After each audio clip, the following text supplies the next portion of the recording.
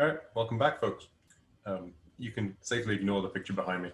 I'm kind of entertained that Zoom allows me to have a virtual background. This is actually a picture I took almost exactly 10 years ago. I was invited to give a talk in Hawaii. They paid for me to go. And so this is the view from a coffee plantation down to the ocean, just on the big island of Hawaii. Feels like a lifetime away right now. Hope you guys are safe, secluded, that you all have coffee and nothing too terrible is going on. Please do stay home. And that really means stay home, don't go out, don't see friends. Sit on the couch. You know, your generation has been called to save the world by sitting on the couch. Don't screw this up. Picture on the screen. Very first picture of neurons. So this is from Camille Golgi, who invented a stain that we still don't really know exactly how it works. But what it does is fully fill and make dark entire neurons. A subset of neurons, so it'll basically pick out, and as I said, we don't really know why it picks the neurons it does, but it fills individual neurons and allows you to visualize them really well. So this was one of the very first brain slices to be treated with and then drawn, you know, no cameras, drawn by Golgi in an attempt to understand the structure of neurons. I just think some of this stuff is beautiful. All right, so last time, we'll get to in a minute. Today's bit of, you know, new neuroscience, this is actually from last year now. We talked a while back in methods about the use of TMS for therapies that weren't invasive, so you can apply this without any need for surgery and so on. This is a TMS study looking at not one brain area, but two brain areas. And so what they did basically was try to improve the working memory in older adults, where older here is, I think, over 70. That experiences an age-related decline. And one of the things that was seen was that different parts of the brain weren't in sync as much as they were in young people. So the use of TMS here was to attempt to, you know, improve that level of accuracy in working memory by tuning two parts of the brain, the frontal lobe and the temporal lobe. And this was done with magnetic stimulation of the two brain areas. You can see the stimulation of one brain area individually had no effect, but the stimulation of the two, particularly if the two areas were tuned in phase and applied in the correct manner, did have a significant, not a huge effect, but a significant effect on working memory. And if you look at the activity of those brain areas, so on the left here, you know, this is young folks, healthy brain, activity in the prefrontal and the temporal regions tend to be synchronized, not so much in the older folks. And then the TMS treatment, taken away now, this brain picture is taken, I think, a month after the treatment was stopped. The activity in those two brain regions is once again synchronized, correlated with an improvement in working memory. So I thought it was a nice example of the use of a technique we've learned about in a really practical way to try to reverse some of the age-related cognitive decline, not by stimulating one brain region in this case, by stimulating two. A couple of bits of admin. With luck, being at home, as long as your other professors aren't, you know, piling on extra work, which, you know, does seem kind of odd. I hear some people are doing that. I promise you, I will not be adding any extra work to this class. We'll stick to the syllabus as set. But one of the pieces of that is this written critique. And with luck, you guys have had time to start thinking about that, working on it. Make sure you're picking the right paper. You know, there's a choice of two, one of which we've already discussed in class, second of which we will discuss in class when we talk about memory mechanisms. Obviously, you want to go beyond just what's in class, right? The whole point of this is to read it in depth and give a critique. Give me your thoughts about that. So what do I mean? What I mean is, okay, you need a summary, but the summary is not the most important part, right? You want to tell me what the paper says. Okay, obviously I already know. I want you to tell me again. And in particular, the strength of your approach here is going to critically depend on what you choose to include. So take the key points from the paper, explain why they're key. Why is this important? Why is this a thing that I need to know if you're summarizing the paper for me? What don't I need to know? You know, if this is a paper, it's not, I'm going to make it up. If this is a paper on chocolate tasting, does it matter whether the chocolate was manufactured in Pennsylvania or Ohio? Almost certainly not. So don't bother telling me that stuff. Working out what's important and what's not is a key part of what I'm trying to get you guys to do here. All right, so summary. And then critique. This is the, you know, the body of the paper. Give me your own thoughts. What was perhaps not done as well as it could have been? Why? What would you suggest they would do differently? Why? Were there some confounds? What would have been added? What would be the next experiment? And then that gets you starting to think into part 3, which is, okay, how does this make you think differently about other stuff? How does it make connections in your brain from this study that you're critiquing to some other things we've learned about? How might you link it to some other area of neuroscience or to a different class you're taking? All of this stuff. So those are the 3 key parts, right? Some bits, you know, apparently someplace in high school, you guys, I don't mean you, this class in particular, you guys, undergrads in general, many of you are taught apparently that the more and bigger words you can use, the better. No, that's rubbish. Don't do that. If you go through, in fact, and take out every word with more than 4 syllables, you'd probably improve your writing. You want clear, short, declarative sentences. Be exact, be precise. You're not getting any points for vocabulary.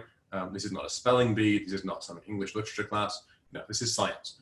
Be exact and be very, very clear. Don't leave any room for ambiguity, and make sure that things you say are accurate. I'm going to repeat that in the next point, right? Be exact. I've had multiple papers where I get something like, the mice were blah, blah, blah, except the studies about rats. Don't do that. Be correct and exact. Right.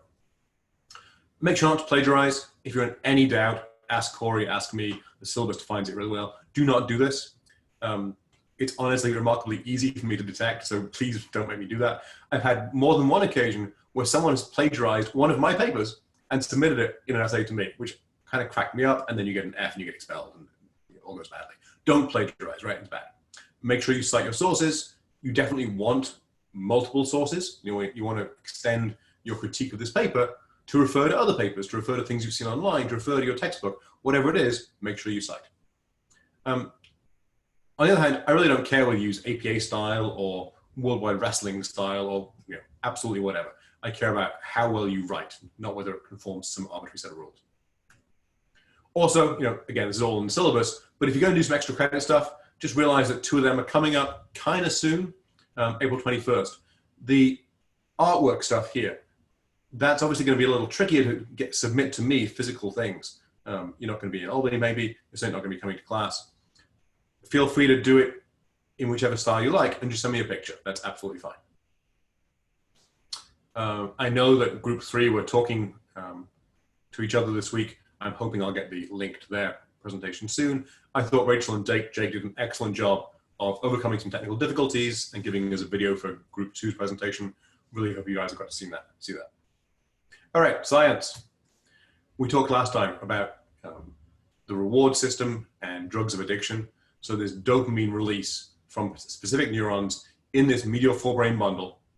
You can stimulate that directly with an electrode. You can put dopamine blockers in. There are a bunch of experiments you can do to confirm that this really is the key pathway in creating an addiction, in forming an association between a behavior, a stimulus, a drug, and the dopamine release that gives you that high. Technically, as this says, the only things you actually enjoy are serotonin and dopamine. Every time you're happy, every time you're experiencing pleasure, whether it's from chocolate or from a sunrise or whatever, that's dopamine and sometimes serotonin hitting your brain saying, hey, this is good, enjoy this. Many, many things, right? The same output from multiple activities, whether you're having sex or buying some cool shoes or going for a long run, whatever it is, all of those activities and all the drugs we've looked at, a couple of exceptions, alcohol is an obvious one, cause this stimulus of dopamine release. And that dopamine goes out in its medial forebrain bundle. To some extent, it affects the frontal lobe as well. But it's that central pleasure pathway that is effectively the same high for all these behaviors, all these substances. We talked a little about the fact that some of the drugs of addiction in particular have extra effects. So crack, for instance, cocaine, both forms, as well as causing that dopamine release, also prevent the reuptake. And so the high that you get from cocaine is sharper and more intense than from many other behaviors or drugs, because it has that dual effect, because it's causing both dopamine release and prevention of removal from the synapse. So you get the extra buzz. Talked a bunch about the memory part of addiction. This slide I was mentioning that you don't see pictures of syringes or piles of white powder on drug therapy posters now, because it's been shown those trigger cravings. Any cue that links you back to the place you were, the paraphernalia you were using, anything of that stuff is going to trigger the memory of your addiction, likely create a craving, increase your chance of relapse. And so the role of learning and memory in drug addiction and drug tolerance is really central. Drug tolerance is this concept that you basically need to increase your dose as you go along. This links back to our previous discussion of homeostasis and adaptation. Your brain really does change in order to accommodate what it sees as the new normal, the new default setting for your brain. And so, okay, I'm bored with Hawaii now. And so if you've got this repeated experience of cocaine or gambling or running, your brain says, that's normal. I'll adapt to that so it becomes my new normal baseline. Part of that is definitely linked to memory. You get this conditioned tolerance in the environment where you've been taking a drug or gone running or whatever. And then withdrawal is the flip side of addiction. And whatever effects the drug or the behavior was having, withdrawal will create the opposite. Remember, of course, some of this tolerance really is most heavily seen in the pleasure and in the brain mechanisms. Some of the peripheral mechanisms, not so much. So if you're taking cocaine, for instance, the effects on blood vessels, causing strokes, causing heart attacks, you don't get tolerance for that. In fact, if anything, you get sensitization. We talked about some of the factors affecting addiction, stress. So if you're an isolated rat, you're far more likely to go ahead and give yourself cocaine than a control rat that has plenty of company. You can imagine the relevance of this to the current self-isolation. If you're stuck in a single room someplace by yourself and your Netflix subscription is broken or whatever, not that you can get cocaine because you can't go out, but the chance that you would, if you could, would actually be much greater. Things that cause you stress greatly increase the chances of addiction. Why do some people become addicted and others don't? Part of that we call self-control. And so we talked about things like the marshmallow test. What exactly is self-control has been hard to pin down. It clearly requires effort. It clearly requires brain glucose. It's a cognitive function. It requires brain activity. Other than that, it's really kind of hard. We did see that some of this is psychologically dependent. So if your background has been such that, for instance, you don't trust that someone will actually bring you a second marshmallow, that reduces your ability, or certainly your inclination, to exercise self-control and wait for that second marshmallow. Also, the nucleus accumbens, as well as being a site where you get that pleasure dopamine, appears to be linked to impulsivity. And so you might recall this figure. Here's the control state where some rats were far more impulsive, far less able to control their lever press until the correct time when they would get a reward. And then these three following tests are after those animals were able to give themselves as much cocaine as they wanted. They're basically able to self-medicate, control their cravings, and now that was able to give them no impulsivity, to restore their impulsivity back down to baseline levels. You see this kind of substitution a lot in the addiction literature. So I mentioned last time, if you have a bunch of rats and you make them addicted to cocaine, one thing you can do is give them a running wheel. And actually it turns out female rats will happily substitute, will basically kick their habit by going running instead. Male rats will not. Why? We don't know. If you're giving up smoking, you tend to eat more donuts, you gain weight. So the flip side and kind of the benefit of having all these behaviors, all these stimuli go through a common dopamine pathway is that if you need to get rid of one of those, if you're trying to break one particular habit or addiction, you can often substitute with some other habit, behavior, so on, and ideally with one that's better for you than the thing you're trying to kick. As I said, withdrawal, the flip side of addiction, it looks just like you're taking a drug that has the opposite effects of the thing to which you were addicted. And so, this is this homeostasis. Your body has compensated and assumed that drug presence is normal. Now it feels like you're taking the opposite drug. And so here's that basic key figure. As you get less and less effect from taking drug, because your brain's adapted, because your body's adapted, because you've got this homeostasis going on, now when you withdraw, it feels as though you're taking the opposite. If you were taking a stimulant here, it feels as though you're taking a depressant. It can be physically very painful. Withdrawal kind of sucks. The only good news is, it does happen. Your body and your brain will adjust back to baseline. This will be the point at which I asked if you had questions. I was really glad to see almost all of you, in the synchronous class. I thought the questions online before each class were great. I'm sorry I'm only giving you about a day to put questions online for this class. I'll try to get the second of the week's lectures, so Thursday's class, also up online today. As always, feel free to email me, email Corey. We're here to help as any way we can. I mentioned last time, we ended on alcohol, that fetal alcohol syndrome is particularly egregious and fairly common. There are, in fact, of the things that your mother can do while she's pregnant, alcohol is a particularly poor choice. And some of the consequences you see here. So you have reduced frontal lobe size. You can see the whole shape of the head is different. You get these fairly marked facial abnormalities. If you look at the front, it almost looks like a pinhead. So you have very narrow eyes, a very narrow skull, significant loss of volume up here. You can see the corpus callosum is almost absent until there's a lot of loss of communication between the two hemispheres. Basically, the brain is seriously messed up. It's a bad deal.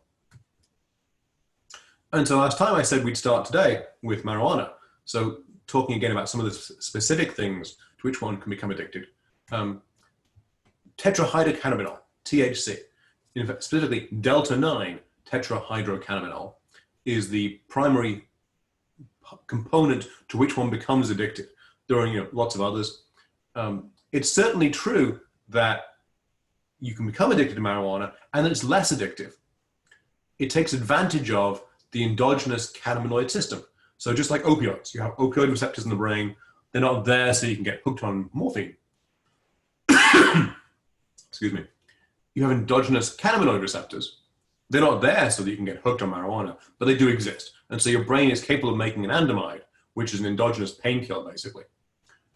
One of the reasons that marijuana is less addictive than many other drugs is because of this side effect.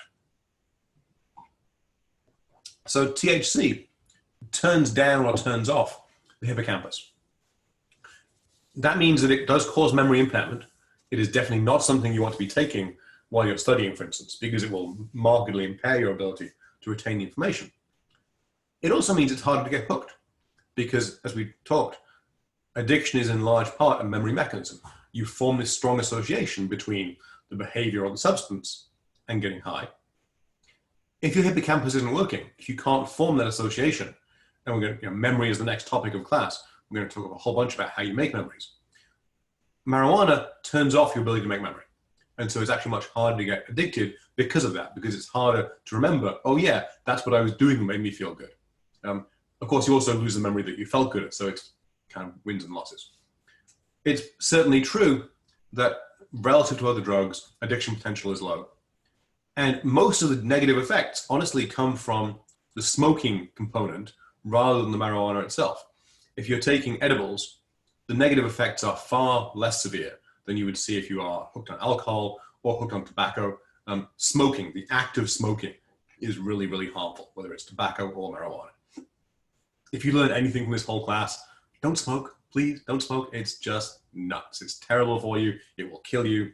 It makes you smell bad. It's really expensive. Blah, blah, blah, blah. Fine. I sound like your parents. Sorry. Cocaine. Cocaine's a stimulant. As you would expect, that means if you withdraw, you get this depressive-like state. It feels as though you're taking a depressant. Let's just say anesthetic. That's the second typo. I need to go through these. So when you're having dental surgery or when you're taking a small nail removal from your foot or something, the benzocaine or the lidocaine that is injected into you is very, very similar to cocaine. So you can, in fact, use cocaine as a local anesthetic. And this has been done throughout history. Not so common these days because synthetic analogs that aren't so abusable are used. So lidocaine is a good example. But cocaine can be an effective local anesthetic. In general, though, when you take it in whichever mechanism you use, it's a stimulant. It causes increased brain activity. The downside, amongst many, your nose does literally dissolve if you snort too much. You can get these psychoses. So overaction in some brain areas, occasionally underaction in others. You look very paranoid. You have overaction of the amygdala and the limbic system, makes you overly fearful. You can get multiple brain regions active at once. That gives you symptoms of schizophrenia. And you get tolerance to the beneficial effects, but actually in many cases you get sensitization, inverse tolerance to things like convulsion, so seizures, some of the spasms, you get abnormal motor activity. Oddly enough, it's very addictive, but the withdrawal symptoms aren't as bad as many other drugs. So nicotine withdrawal, for instance, is far more painful and actually far more difficult than cocaine withdrawal. We don't really understand exactly why. Lots of other drugs you could take look very much like cocaine, so anything else that's a stimulant, whether you're taking speed. Ecstasy is a little odd because it has some hallucinatory elements as well, but basically both amphetamine and MDMA, which is the technical chemical name for ecstasy, can cause psychoses, in general act as stimulants. There are lots of other side effects of ecstasy. It's really a pretty weird drug. I would definitely not take that. But the basic function of both of these is to act as a stimulant. Hallucinogens. Hallucinogens are kind of like alcohol in that they don't produce this classic dopamine buzz high. Hallucinogens tend to act, in fact, by the serotonin pathway. You might recall when we started at the very start of the semester, the 5-HT2A receptor is the serotonin receptor that causes hallucinogens, gets bound by LSD, and so that's the pathway through which it acts. We'll come back to a little bit, in fact, when we talk about consciousness, because definitely you get abnormal perception of yourself, abnormal perception of the world around you after taking LSD. This is, a really nice example, actually. Portraits of a professional artist. So this is his baseline state, then takes some LSD and draws 3 other portraits. I'm kind of amused that this is an experiment that was done, and this experimenter is the target of these portraits. So here are these 4 different drawings, and you can see, he's clearly in an abnormal brain state. There is some recent work with microdosing, really tiny amounts of LSD, and occasionally ecstasy, LSD is more common, that suggests that at very low levels, you can perhaps get increases in creativity. The downside does seem to be still outweighing the positive. In particular, you get very high levels of neuroticism. You worry about minor details, you can tip over into OCD, but some artists definitely swear by this kind of stimulus. There are other classes of drugs. Opiates are a common one. One of the oldest drugs of addiction, morphine and codeine, both from the opium poppy, and obviously take advantage of the brain's and the body's endogenous opioid system. Again, can be used as painkillers. For a long time, cough syrup contained high levels of heroin. If you look at some of the old drug bottles from 18th, 17th, 18th, 19th centuries, they have some pretty weird stuff in them that you couldn't buy these days. Very highly addictive. Heroin addiction, obviously, particularly some of the synthetic opioids, fentanyl and such, oxycodone, OxyContin, many of the formulations that give you a very rapid release of opioids, are having a devastating effect, both in this country and around the world. How you treat those is basically you give a drug called methadone. This is an antagonist. It binds to the opioid receptors. It prevents the heroin from binding, so it blocks that, gives less pleasure than the drug itself, so you can kind of wean yourself off, and it prevents withdrawal. So it allows you to have this kind of more gentle downslope from the drug, as opposed to this rapid cold turkey. Buprenorphine, very similar. The drug of choice if you're trying to get someone off, or if someone's experiencing a morphine overdose, or opioid overdose, buprenorphine is what you want to give them. In both these cases, you are definitely substituting a drug you wouldn't want to take in the absence of an underlying condition for the more dangerous abused drug. It's kind of easy, relatively, to safely treat someone for heroin addiction if you have an environment where it's not seen as a stigma, where you have plentiful free needles, where you have clinics where you can go get your methadone and so on. That works really well. The data are really strong. Most places in the US aren't like that. The environment is one where this is seen as, it's a moral failing somehow. That doesn't help. All that does is kill people. The problem with criminal drug use really does appear to be a social, if you're an addict, you're going to go do in many cases whatever you need to do to get the drug. If that is go to your local clinic and get safe treatment, great, you'll do that. If that is hang around on a street corner and get involved in crime so you can buy the drug, that's what you'll do. And of course, there are negative consequences for that. So there really is a huge social aspect to how opioid and all other addictions could and basically should, from a scientific point of view, be treated. In general, it's not just the medial formin bundle. There are lots of other brain areas also involved. Definitely a role of prefrontal cortex. And so one of the things that certainly many of these drugs will do is down-regulate your prefrontal activity, unless it's in the context of how do I plan to get more of my drug? Behaviors that also activate the same pathways, things like gambling, in some cases risky sexual behavior, kleptomania, which is compulsive theft, all kinds of behaviors that give you that same buzz, often linked to risk, right? So it's the state of being excited, the state of somewhat dangerous. That's what gives you the dopamine release and the epinephrine release to make you feel on edge, to make you feel more alive in some cases. And there are lots and lots of neurotransmitters involved. It's not just dopamine. That's the key point here.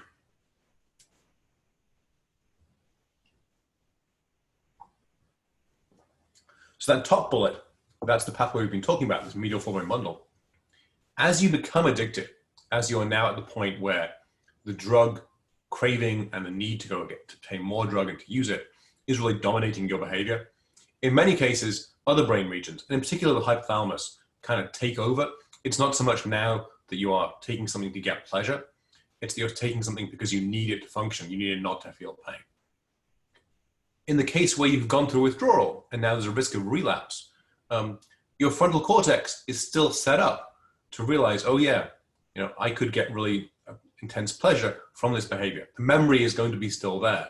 It's a case of exercising that self-control.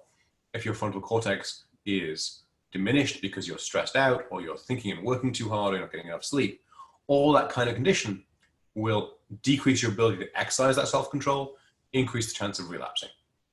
That's obviously much stronger if you get some cues that trigger the memory more strongly. And if you're under stress, all those conditions contribute to the chance of returning to the addictive behavior, the addictive substance. We saw dopamine in the context previously of food. So I mentioned, for instance, donuts. In the obese brain, there's an abnormal dopamine pleasure response to having a particular amount of food.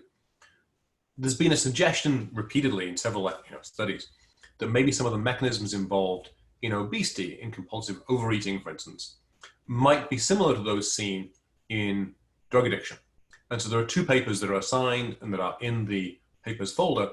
We're not going to talk about the top one much in class. You should definitely go read that. I really want to point out a little bit of the second paper. This is a review paper. It's looking at not just dopamine circuits that underlie reward, but also some other circuits that underlie executive function. So this is frontal lobe aspect, this self-control, making sensible decisions, and so on. All the papers you've read up to this point have been primary research papers. Have been papers that say, okay, here are some experiments we did, here are the data, here's what we think. This paper, if you haven't read papers previously, may be the first review paper that you read. And so, Volkov didn't do her own work necessarily for all these studies. What she did was assemble a review of many studies across the field and say, hey, what do we think the outcome is? What do we think the overall synthesis result from all those papers is? Here's a basic, conclusion summary slide. Here's the healthy normal brain. The part of the prefrontal cortex that's involved in inhibiting things like, should I go take some cocaine? Let me think about that. No.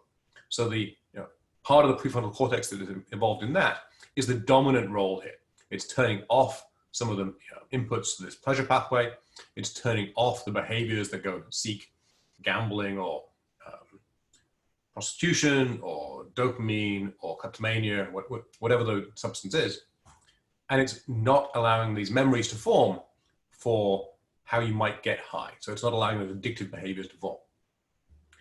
Once you've been through addiction, once you've got the brain that has experienced addiction and is now set up as an addicted brain, that inhibitory, that brake system is greatly diminished. And the part of the prefrontal cortex that's more involved in planning, in saying, okay, how do I go get more cocaine? That's turned up. Likewise, this pathway from the nucleus accumbens, the ventral tegmental area, that's also influencing how am I going to make these plans to go actually execute a motor program to go seek out more drug, that's increased.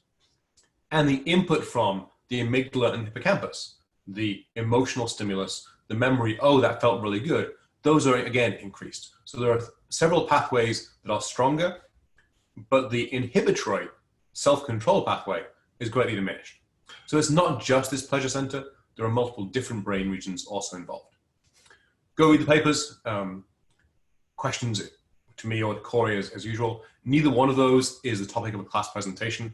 So this is somewhere where you're going to be on your own without extra help. Definitely ask your questions. These definitely fair game. A couple of other thoughts I go in need further information. So within you, this is a little, but basically it hasn't changed. It's still the same data. And then there's a blog. Check whether that blog is there actually. Psycurious is a friend of mine, but Scientopia got rid of their blogs. Let me check on that and confirm for you whether it's still there. If so, this is a really nice review about whether obesity is in fact food addiction. We're done with drugs. So the basic concepts of addiction, the basic difference between various drugs, those are definitely things you should be familiar with by now. The other topic for today's class is language. So we're switching gears quite dramatically. This has nothing whatsoever to do with addiction. It's certainly something that is a defining feature of being human. There are no other species that have the same depth, the same richness of communication as humans do in terms of language, which isn't to mean that other species don't use it. Certainly some chimps appear to have ability to understand noises, not necessarily making words and such, but making sounds that are communicating information. We'll see in a minute, there's definitely a link between the ability of a person or a species, humans in this case, to make complex sounds and the ability of that species to understand complex sounds. So chimps use a lot of hand gestures. They have very tight control over their fingers, much less over their vocal cords and so on. And so perhaps this is an intermediate stage in the evolution of a language. One thing that language definitely does is alter how we see the world. The Sapir-Whorf hypothesis, which is named after two psychologists, basically says the way we see the world is influenced by, and in some cases limited by, the words we have available to describe it. Or put another way, we can only have thoughts for which we have the language to have those thoughts. And that definitely is true. It's not the case, there's a famous myth that the Inuits have 48 words for snow, whatever it is, and so are able to have in-depth discussions of snow. But there are certainly cases where there are cultures and groups that have words or don't have words for certain concepts. There are some tribes where counting is basically 1, 2, many. And so trying to discuss the difference between 6 and 9, for instance, in a culture that doesn't have words for those numbers is really hard, potentially impossible. There are certain words in different languages that allow you to have more or less ability to discuss, more or less ability to think about. Those of you that have read 1984, Newspeak was the language that the government basically imposed on the people, in part to limit the ways in which they were able to think.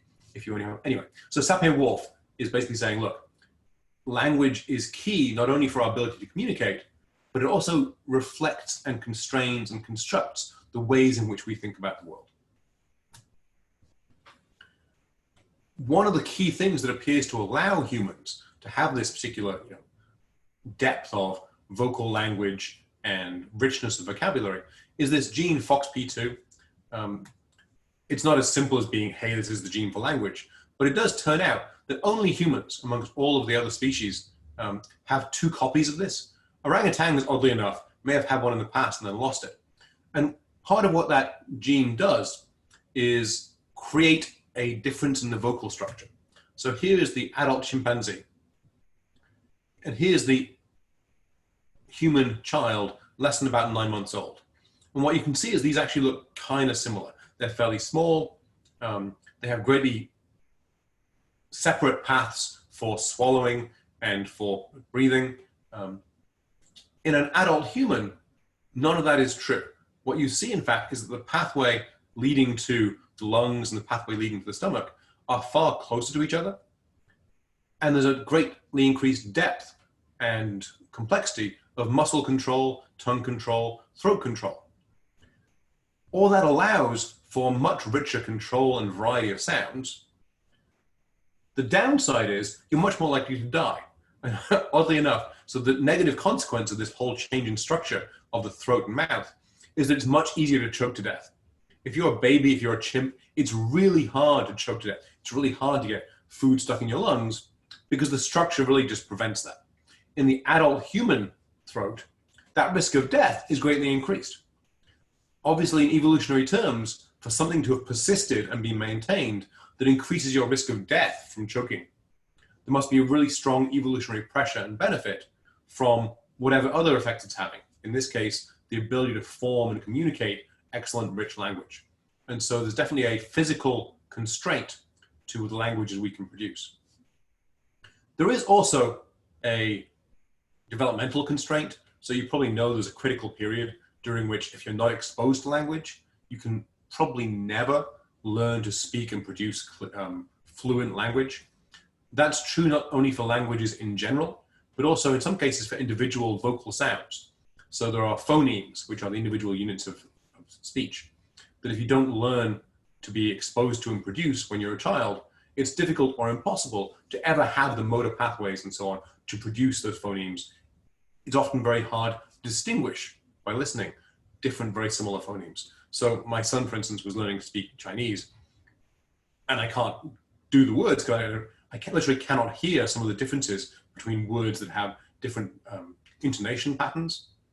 Nonetheless, he's learned to distinguish those and to produce them. So there's definitely a learning developmental part to language here. This is obviously not chimp. This is the infamous singing mouse, Alston's singing mouse, that I think is worth listening to.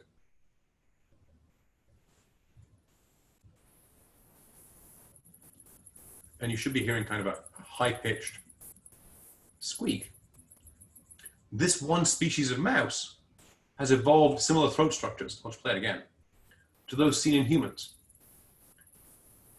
The communication is actually in the vocal ultrasonic range, so you have to step it down so humans can hear it. And you see patterns in their brain, in their cortex, that appear to be similar to those seen in humans of generating and responding to conversation. This is a unique species. As far as we know, it's the only non-primate mammal species that has those patterns of brain activity, that has those patterns of throat structure. That got me thinking and reminded me about something I wanted to come back to from previously. We talked, when we were looking about hearing, the difference in frequency perception amongst different ages. So I'm going to play this, okay? And I'm guessing that you guys are hearing something, and I promise you I am hearing nothing whatsoever. So if you're hearing a really annoying noise, I'm going to turn it off. There's no way to convince you other than I cannot hear anything. I tried this with my kids yesterday. So I was outside the room in which they were studying, and I hit the play button, and both of them were like, "What's that annoying whining?" What do you mean, what noise is it? I didn't really believe up until then it was actually making a noise. So then I tested myself, and we'll do it here. This is going to give you a range of frequencies, starting very low and going up to very high.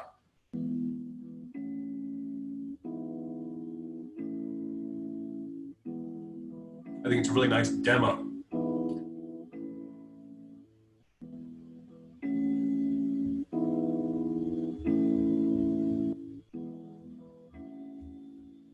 So very low frequencies, we can all hear just fine.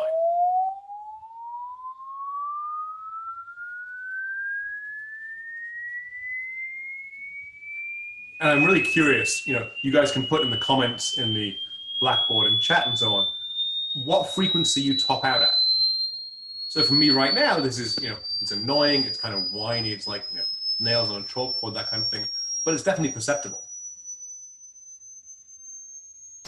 We're getting into kind of dentist's drill range. So irritating, but still there.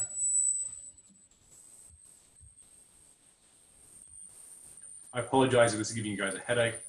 It's for science. It certainly is starting to for me. So about 10,000 hertz is really just kind of annoying. And then I perceive it as diminishing in volume until around about here, I can't hear anything. Somewhere around 13,000 hertz, my ear stops responding. I'm aware that some people, and the younger you are, the more likely it is, will continue to hear this up to about 20,000 hertz. I find this quite remarkable and entertaining and a really nice confirmation of something I knew in theory, right? I knew the hearing should work this way, but to have it demonstrated so clearly was really kind of cool. It's the kind of experiment you can do when you're stuck at home and you have kids in the house to do it with. Anyway, let me know where you guys top out, and I'll be curious to see how that changes. All right, back to language. So a couple of brain areas we encountered very briefly when we were looking at neuroanatomy. And you might recall we talked about Broca's area and Wernicke's area back in probably class 4 or 5 about neuroanatomy. So these are distinct areas that have for a long time been thought of as being particularly important and critical for speech communication.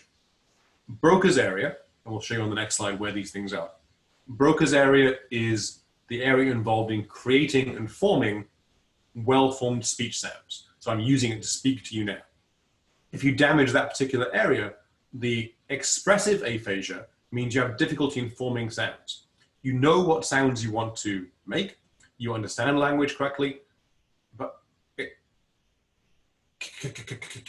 can be very hard to make. It can be very hard to make appropriate speech sounds. You lose that motor control.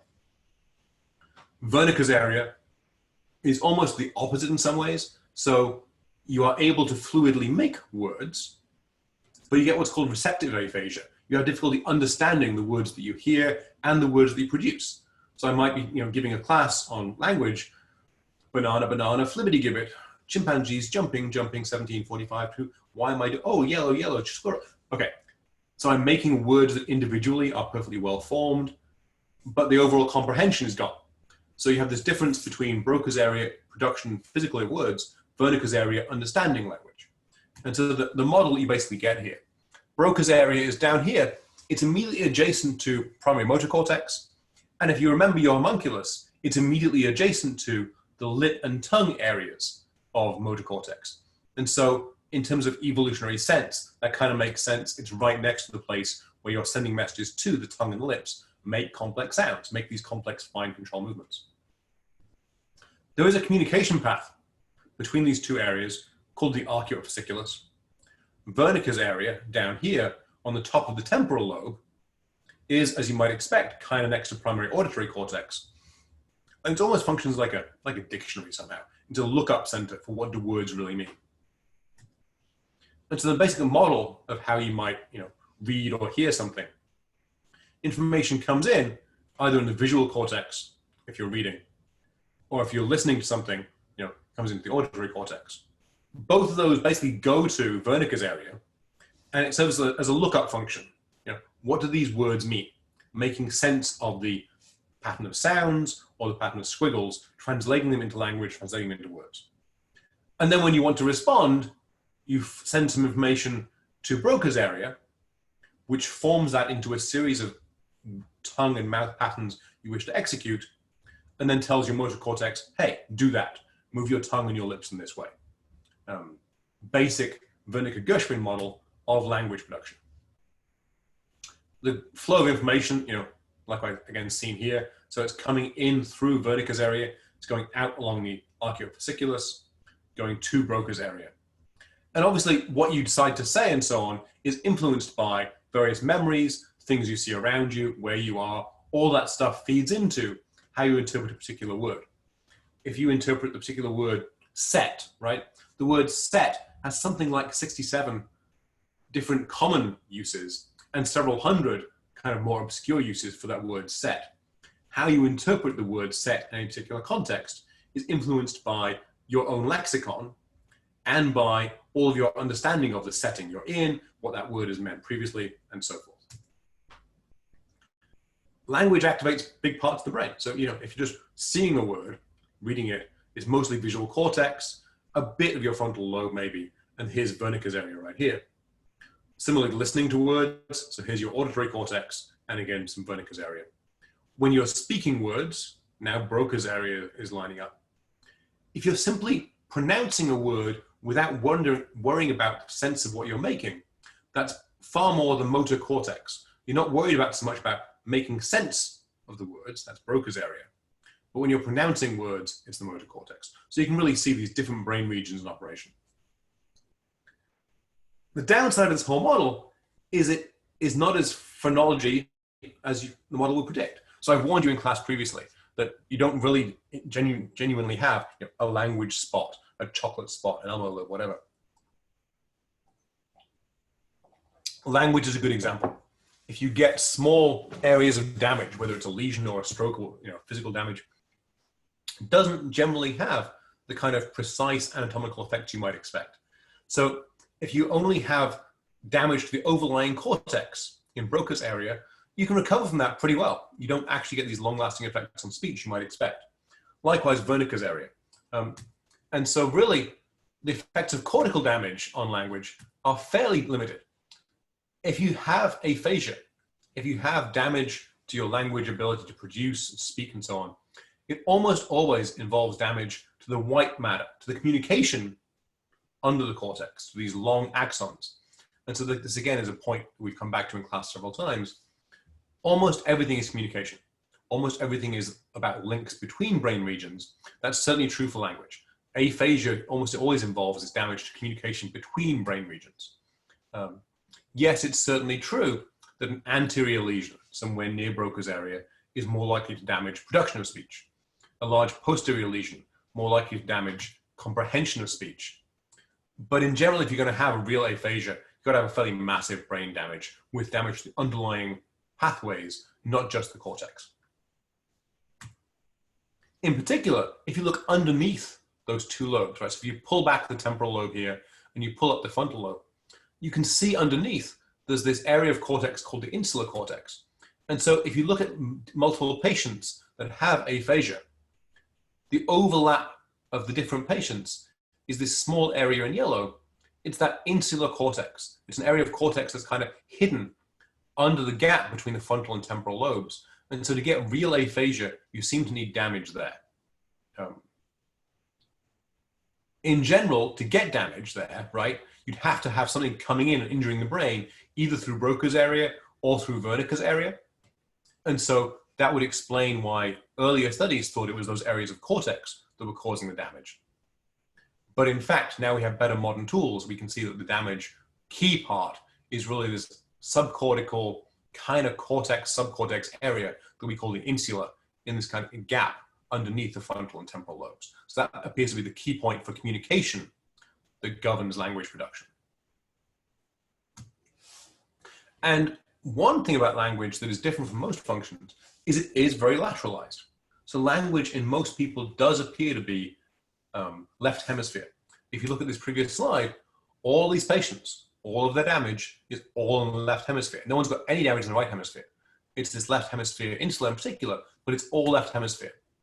So if you have a split brain patient, a patient where we cut the corpus callosum, usually in epileptics, and you show something over here in the left area of the visual field, it's going to the right half of the retinas and therefore going to the right visual cortex.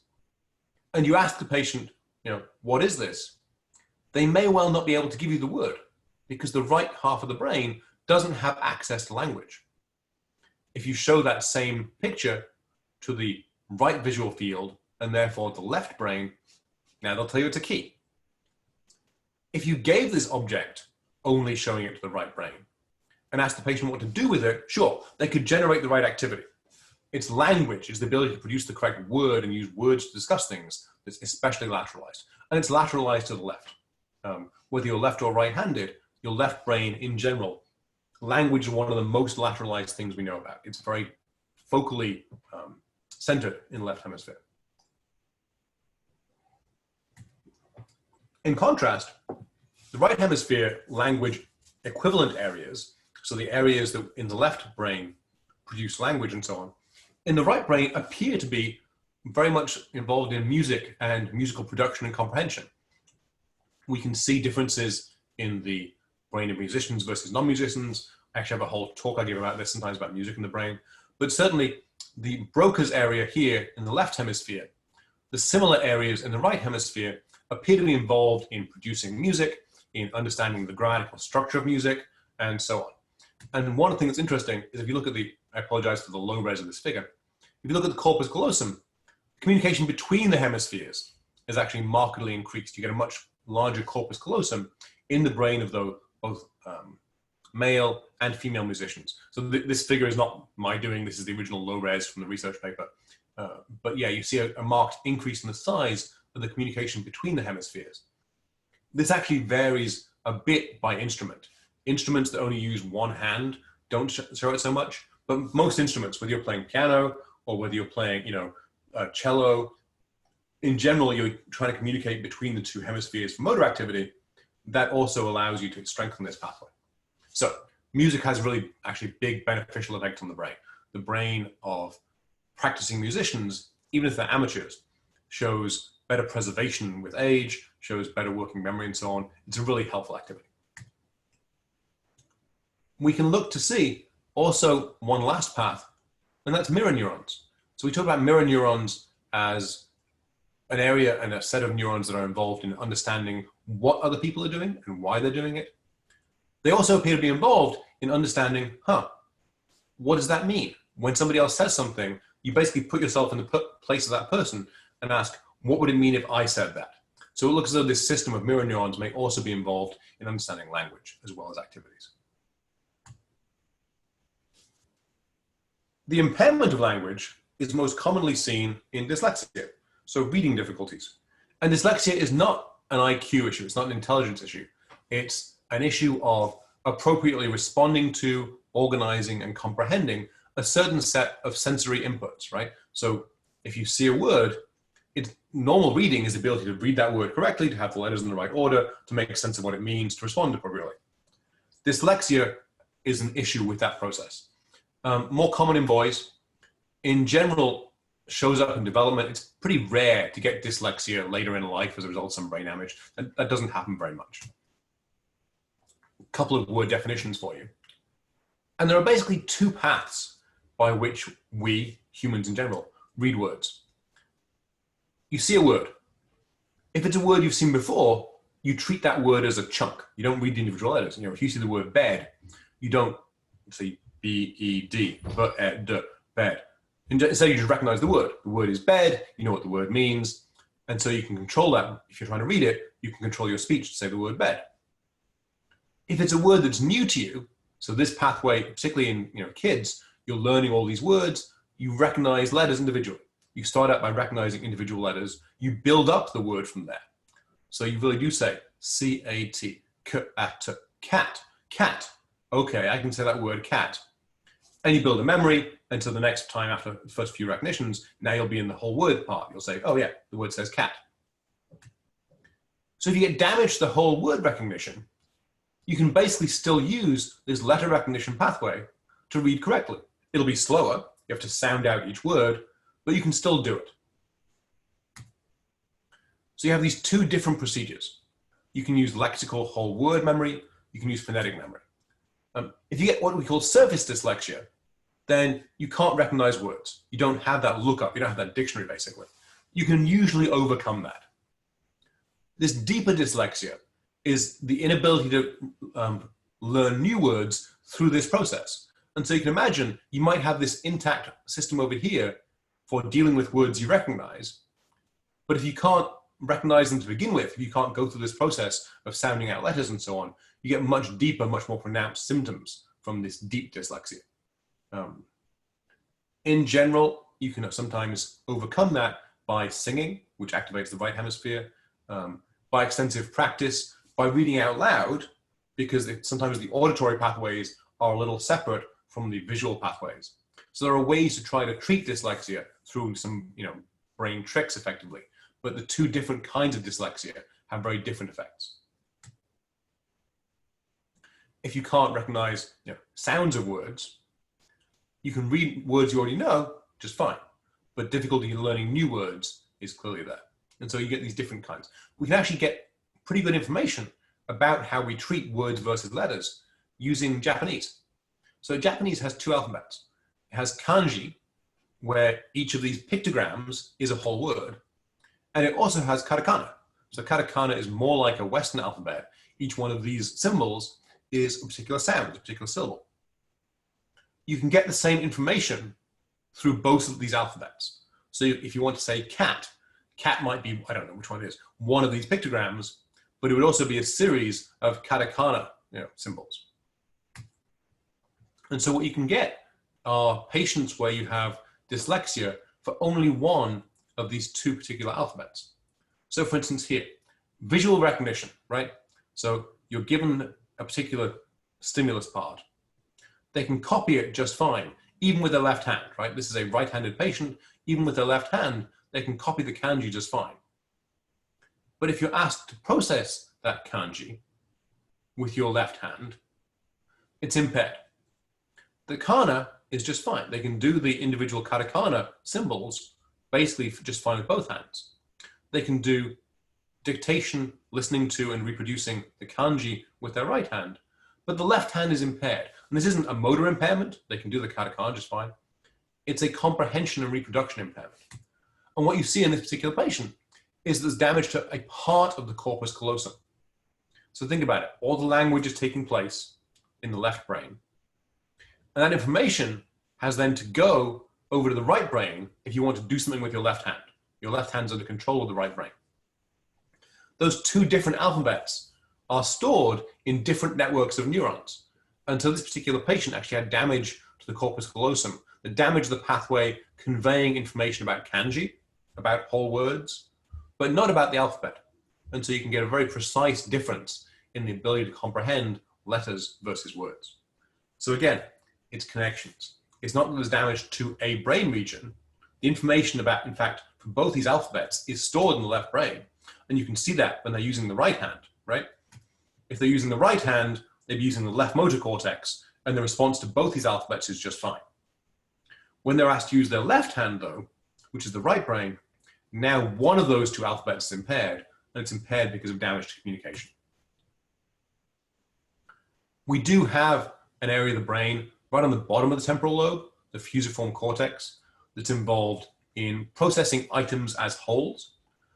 Prosopagnosia, you might recall, the inability to recognize faces as wholes, that's also this same brain region.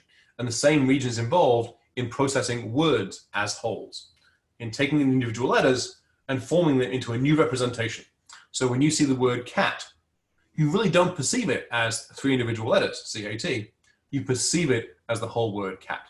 And that same brain region that's involved in putting faces together as units is also involved in putting words together as units. One thing that is certainly very true is it's more common to be dyslexic in English than, let's say, in Italian. Italian, very few phonemes, very few sound units, and each one of them only has one sound. If you have the letters A-T, they say at, right? Think about English. You know, you've got the letters O-U-G-H. What sound do those letters make? Well, just look at this list of words. Off, ow, o, oo, o, oo, uff, up. Cough, bow, bought, borough, though, through, enough, hiccup. Those are all different phonemes for the same set of letters. English is far more complex. It's something like 18 times more likely to be dyslexic in English than it is in Italian. For bilingual people, it's perfectly possible to be dyslexic in one language and not in the other language. The storage units, the Wernicke's area, the kind of dictionary lexicon type stuff, overlap, but they're not the same. And so you can have an impairment in the comprehension or production of one language that doesn't affect the others, just like you can have an impairment for kanji versus katakana. There's a really nice language, this blog does still exist, about Sapir-Whorf hypothesis and how language constrains us. That's the end of language and the end of this class. So we've finished off addiction and drugs. We've talked about language in a fairly rapid manner. We want to get to one of my favorite topics, which is learning and memory. So next class we will start, and we'll probably take 2 classes to think about learning and memory. It's what my lab works on, and it's one of the best examples in all of neuroscience of how we can take a particular topic and now understand it really at all levels, from the very individual molecular level of how memory is made, up to the global brain area and the behavioral consequences of some of those molecular changes. Really looking forward to your questions, and I will see you guys at class time tomorrow. Ciao.